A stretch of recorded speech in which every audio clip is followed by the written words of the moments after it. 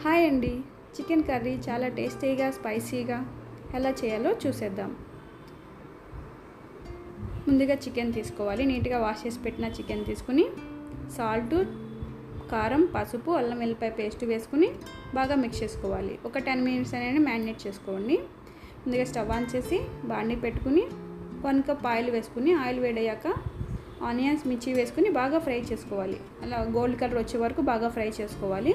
Fry అయినాక ఇప్పుడు marinate చేసుకుని చికెన్ అనేది వేసేసుకోవాలి. ఒకసారి అలా మిక్స్ చేసుకుని అలా మూత పెట్టేసుకోండి. ఒక 5 మినిట్స్ ఆగినాక చికెన్లో ఉన్న వాటర్ అనేది సపరేట్ అయిపోతాయి. చికెన్లో ఉన్న వాటర్ బాగా కుక్ అవ్వాలి. ఇప్పుడు కొంచెం టమాటా ముక్కలు వేసుకోండి. ఒక 2 టమాటాలు అనేది వేసుకోవాలి. ఇప్పుడు ఆయిల్ పైకి వస్తుంది. చికెన్లో ఉన్న వాటర్ అనేది ఒక 10 మినిట్స్ ఆగినాక చూస్తే ఆయిల్ అనేది పైకి వచ్చినప్పుడు ఇప్పుడు వాటర్ వేసుకోవాలి. ఒక 2 గ్లాసెస్ వాటర్ వేసుకోవాలి. ఈ కర్రీ చపాతీలోకి, రోటీలోకి, బగారా రైస్లోకి చాలా బాగుంటుందండి. ఒకసారి ఇలా ట్రై చేయండి. చాలా టేస్టీగా కూడా ఉంటుంది.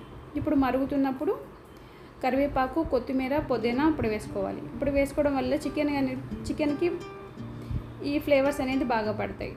కొత్తిమీర ఇవన్నీ ఫ్లేవర్స్ టేస్ట్ అనేది ఇంకా డిఫరెంట్గా ఉంటుంది. చాలా బాగుంటుంది. ఒకసారి ఇలా ట్రై చేయండి. ఇంకో 5 మినిట్స్ అయినాక కొంచెం గ్రేవీ అనేది చిక్కబడుతుంది. ఒకసారి అలా మిక్స్ చేసుకోవాలి.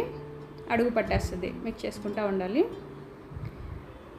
అంతే అండి. ఒక 5 మినిట్స్ ఆగినాక చూస్తే చికెన్ అనేది రెడీ అయిపోతుంది. ఇప్పుడు గరం మసాలా, కొత్తిమీర వేసుకొని సర్వ్ చేసేసుకోవడమే. చాలా టేస్టీ చికెన్ కర్రీ రెడీ అయిపోయిందండి. Thank you for watching.